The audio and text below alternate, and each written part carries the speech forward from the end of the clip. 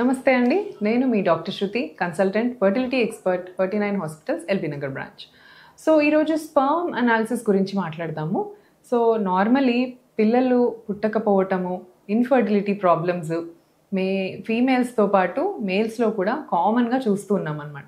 For example లో sperm counts, లో motility, లేదా మార్ఫాలజీ అంటే స్పర్మ్ షేపే కరెక్ట్గా లేకపోవటం, ఇవన్నీ ప్రాబ్లమ్స్ చాలా కామన్గా వస్తున్నాయి. సో స్పర్మ్ అనాలిసిస్ ఇవ్వాలి అంటే ఏ జాగ్రత్తలు పాటించాలి and why should you get a sperm analysis done? చాలామంది వస్తారు కపుల్, ఫీమేల్ ఎవాల్యుయేషన్ చూస్తే complete evaluation from the scans to the blood test to tube test అన్నీ కూడా చేయించుకొని రెడీగా పెడతారు. బట్ సింపుల్గా హస్బెండ్ టెస్ట్ ఏదన్నా ఉందా అండి, స్పర్మ్ కౌంట్ చెక్ చేశారా అంటే మాత్రం నో. బట్ ప్రాబ్లం చూస్తే హస్బెండ్లో ఉంటుంది. సో ఇట్లా ఏంటంటే ఫీమేల్ టెస్టింగ్ చాలా ఎక్కువైపోయింది. ఫస్ట్ నేను చూపించుకుంటాను, నాదంతా బాగుంటే అప్పుడు హస్బెండ్ని పిలుస్తాము. No, it's not working like that. Now days ఈక్వల్గా ఇద్దరు ప్రాబ్లమ్స్ ఫేస్ చేస్తున్నారు, ఇద్దరికి ప్రాబ్లమ్స్ వస్తున్నాయి. అండ్ ఐ వుడ్ సే మేల్స్లో కొంచెం ఎక్కువ పర్సంటేజే ప్రాబ్లమ్ స్టార్ట్ అవుతుంది అనమాట. సో సింపుల్గా ఒక స్పర్మ్ అనాలిసిస్ టెస్ట్ చేసుకుంటే ఏంటి ప్రాబ్లం అనేది క్లియర్గా అర్థమైపోతుంది. సో సెమెన్ అనాలిసిస్ ఇవ్వాలంటే కొన్ని ఫ్యూ ఇంపార్టెంట్ థింగ్స్ ఫాలో చేయాలండి. First thing, sperm analysis should be given in a fertility centre. So నార్మల్గా బయట కొంతమంది చేయిస్తారు, కొంతమంది తెలిసిన డాక్టర్ కదా అని చేయించుకుంటారు, తెలిసిన ల్యాబ్ అని చెప్పి ఇస్తారు.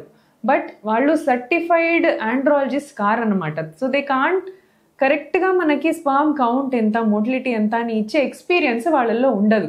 సో వాళ్ళు ఇచ్చే రిపోర్టింగ్ రాంగ్ ఉండవచ్చు, వాళ్ళు నార్మల్ ఇవ్వచ్చు కానీ మీకు జీరో కౌంట్ ఉండొచ్చు. సో ఇలాంటి ప్రాబ్లమ్స్ కాకుండా you should come to a fertility centre.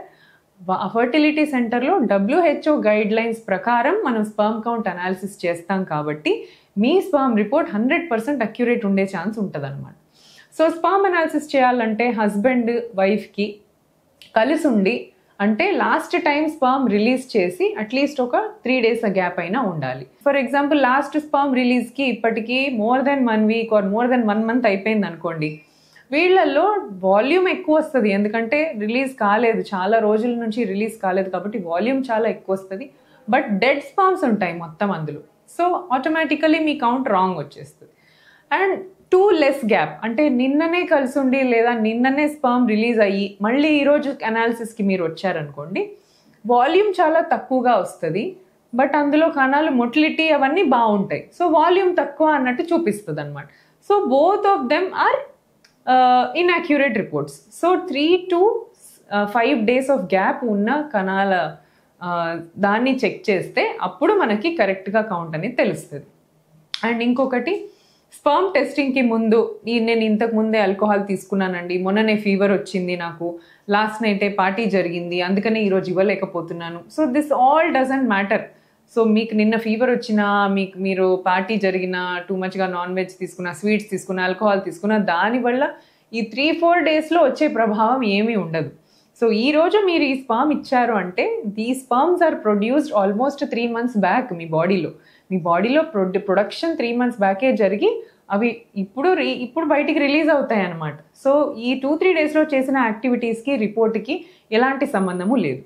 And one more thing, infertility సెంటర్లో కూడా మీరు స్పర్మ్ ఇచ్చేటప్పుడు నీట్గా ప్రైవేట్ పార్ట్స్ వాష్ చేసుకుని మైల్డ్ డిటర్జెంట్తో, not like a heavy detergent, heavy సోప్తో కాకుండా మైల్డ్ సోప్తో వాష్ చేసుకొని దెన్ స్పర్మ్ టెస్ట్ ఇస్తే అందులో పస్ సెల్స్ కానీ ఇన్ఫెక్షన్ ఉన్న కణాలు కానీ తక్కువ కనిపిస్తాయి అండ్ అక్యురేట్గా రిపోర్ట్ వచ్చే ఛాన్స్ ఉంటుంది. అండ్ హాస్పిటల్లో మీరు వచ్చినప్పుడు మీకు ఒక స్టెరైల్ కంటైనర్ ఇస్తారు స్పర్మ్ కలెక్ట్ చేయడానికి.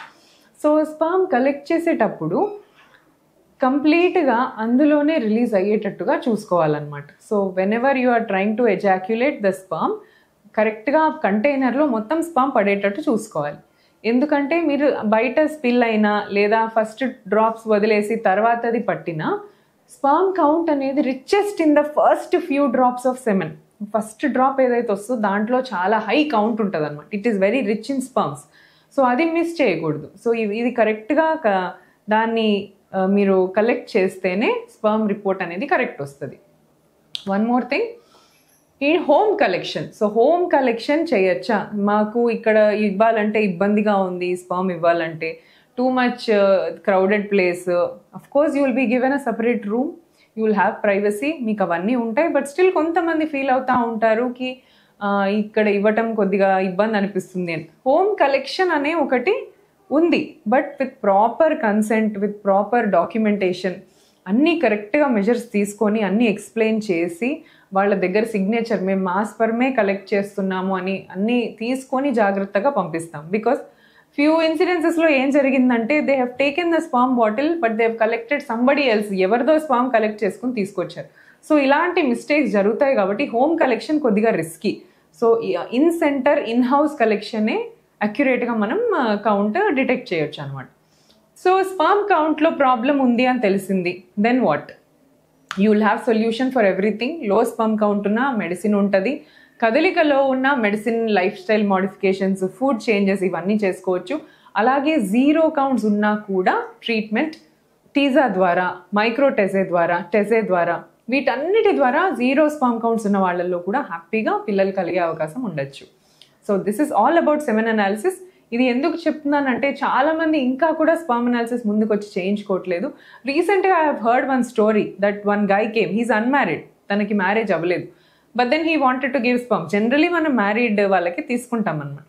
సో మీరేంటండి ఇలా మ్యారేజ్ కాలేదు స్పర్మ్ ఇవ్వటానికి వచ్చారు అంటే, then one funny thing he told, మా ఎవరైతే మ్యాచ్ ఫిక్స్ అయిందో వాళ్ళ సైడ్ వాళ్ళు స్పర్మ్ రిపోర్ట్ అడుగుతున్నారు అని చెప్తున్నారు. సో అంత అడ్వాన్స్ అయిపోయింది అనమాట ఈ మధ్యన. So girls are asking how is your sperm count, then only they are marrying. So sperm count check చేసుకోవడం చాలా ఇంపార్టెంట్. నెక్స్ట్ వీడియోలో మనం ఏవేవి ఫుడ్స్ తినటం వల్ల లేదా ఏవేవి డ్రింక్స్ తీసుకోవటం వల్ల స్పర్మ్కి హాని జరుగుతుందో దాని గురించి మాట్లాడతాం. Thank you so much.